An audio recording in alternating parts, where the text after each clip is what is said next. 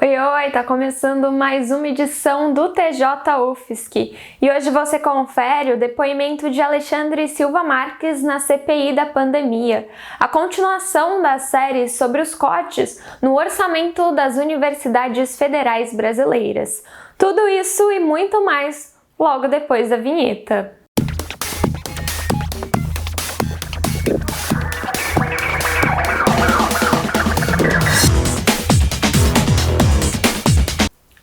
E hoje a CPI da Covid ouviu o auditor do Tribunal de Contas da União, Alexandre Silva Marques. O auditor é responsável por ter elaborado um documento falso sobre a pandemia de Covid-19 no Brasil. O arquivo sem embasamento científico sugere que metade das mortes causadas pela doença ano passado teriam tido outra origem. Alexandre Silva Marques entrou na mira da CPI após esse documento ter sido divulgado pelo presidente Jair Bolsonaro em junho, atribuindo a autoria ao TCU. No mesmo dia, o Tribunal de Contas da União declarou que não era o autor do relatório. Em seu depoimento na CPI, Alexandre disse que o documento não era oficial e que nunca tinha falado sobre supernotificação de mortes causadas pela Covid-19.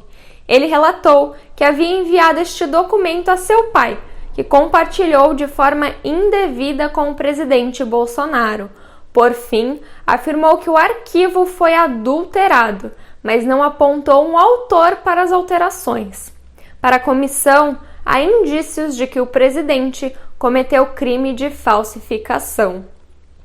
Bom, já que estamos falando sobre Covid-19, hoje, a Prefeitura de Florianópolis anunciou através das redes sociais que a partir de amanhã vai começar a vacinar jovens com 22 anos ou mais. Então, se você está aí nesta faixa etária, separe seu documento com foto, comprovante de endereço e atualize seu cadastro no Alô Saúde e, claro, corre para a fila de vacinação.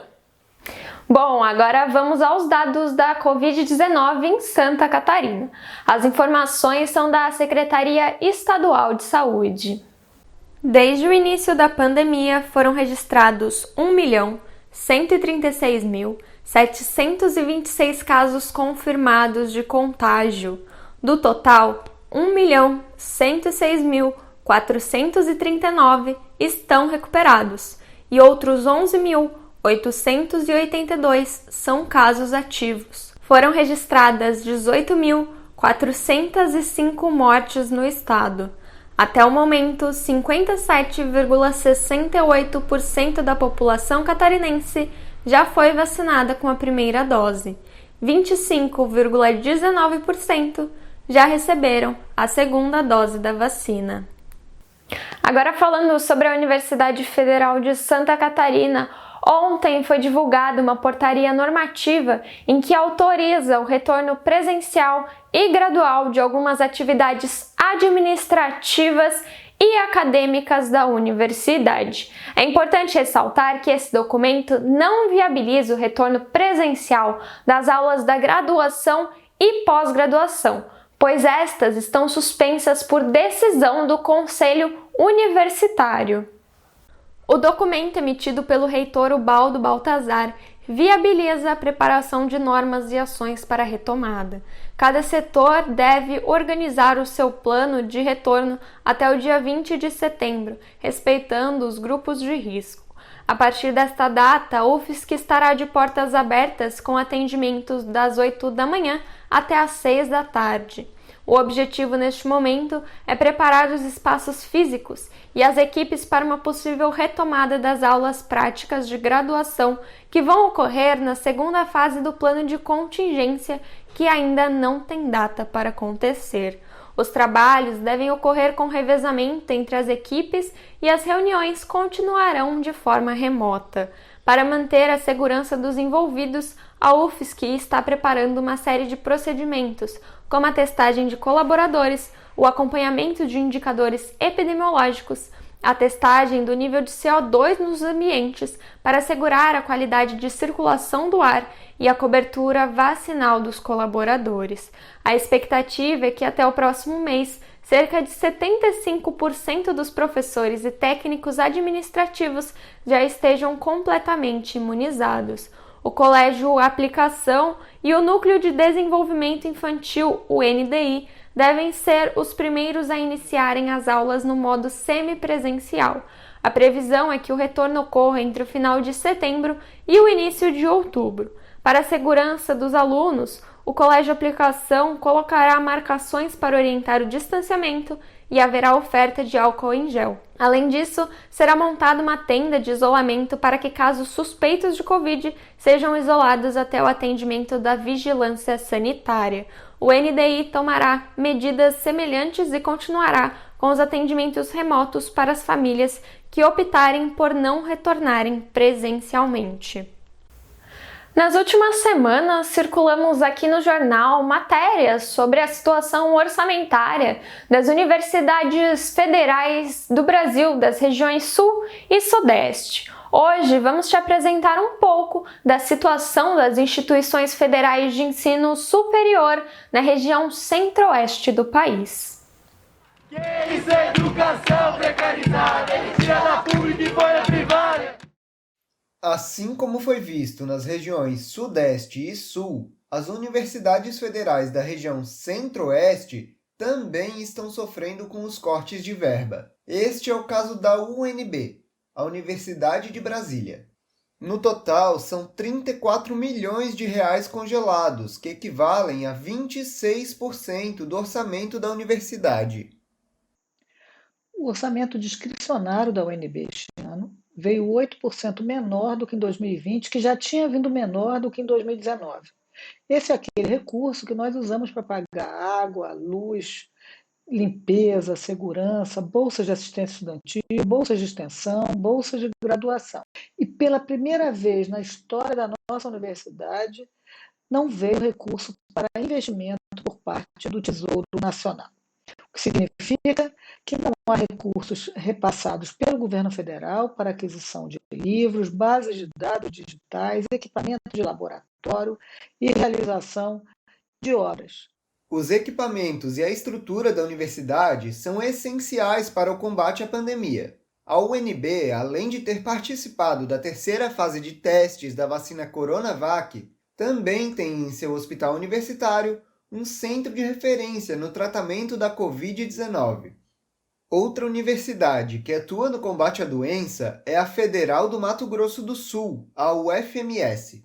Desde o início da pandemia, a instituição se responsabilizou pela produção de álcool em gel, distribuindo remessas do produto para a população local. Isso só foi possível graças ao apoio de empresas do Estado, já que a universidade sofreu uma redução no orçamento de 17,5 milhões e não conseguiu arcar com o projeto utilizando dinheiro próprio. A diminuição da verba impactou também na manutenção predial da instituição e no pagamento de bolsas-auxílio para estudantes e pesquisadores, afetando a permanência de alguns alunos na universidade. Nos anos anteriores, teve bastante alunos de outras cidades, de outros estados que vieram para cá. E aí, agora com a pandemia, a gente percebeu bem essa diferença, porque muitos deles teve que cancelar o contrato de aluguel, teve que voltar para suas casas. E aí, com esse negócio de voltar presencial às práticas, né, muitos alunos não conseguiram vir fazer prática.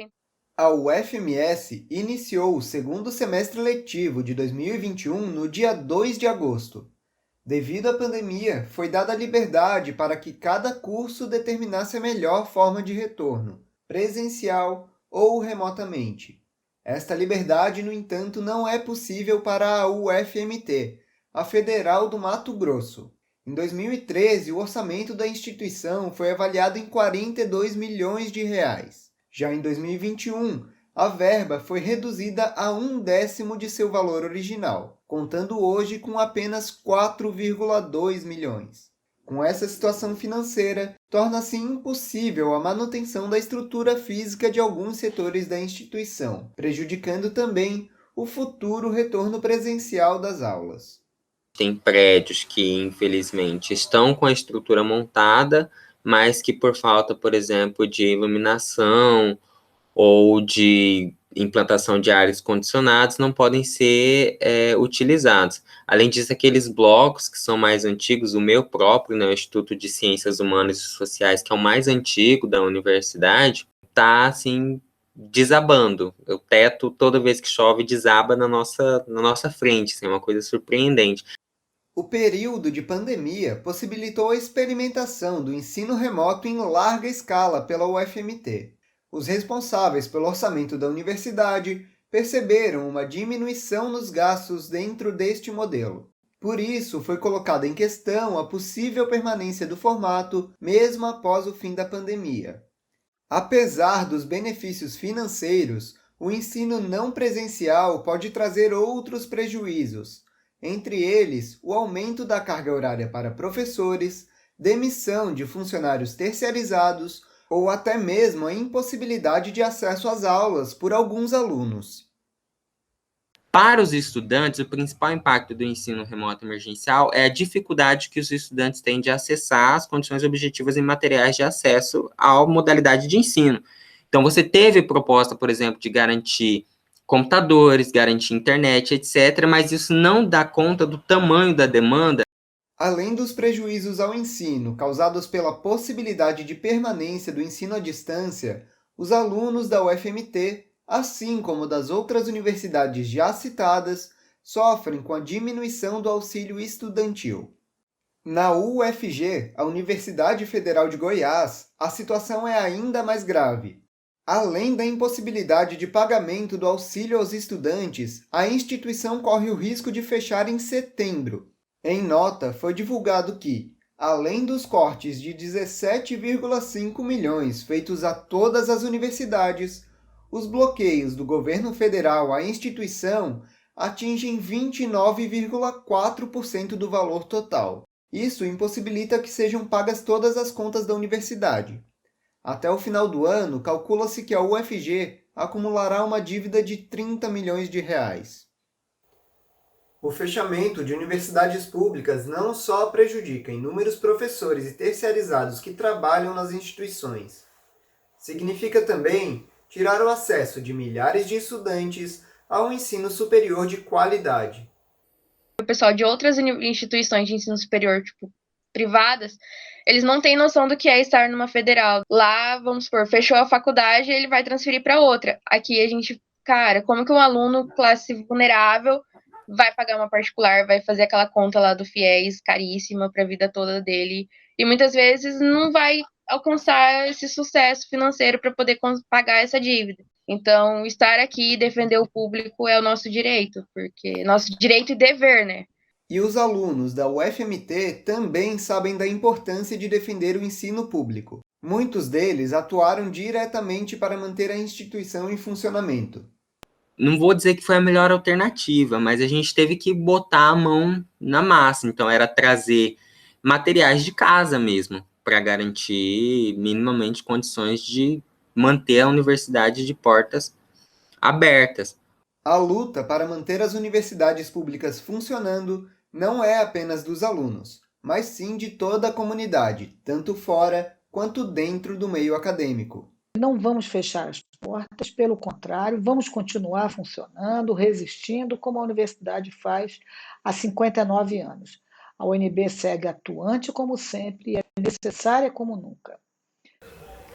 Márcia Abraão, reitora da Universidade Federal de Brasília, UNB, ressalta que, abre aspas, essa política de asfixia orçamentária das universidades traz danos para o futuro do país e para as novas gerações. Os países desenvolvidos e aqueles que melhor têm se saído na pandemia são os que colocam a ciência, tecnologia e educação como prioridade e temas estratégicos. Fecha aspas.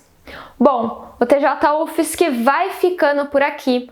Muito obrigada pela sua companhia nessa edição do jornal. E amanhã estamos de volta com muito mais informação para você. Tchau, tchau!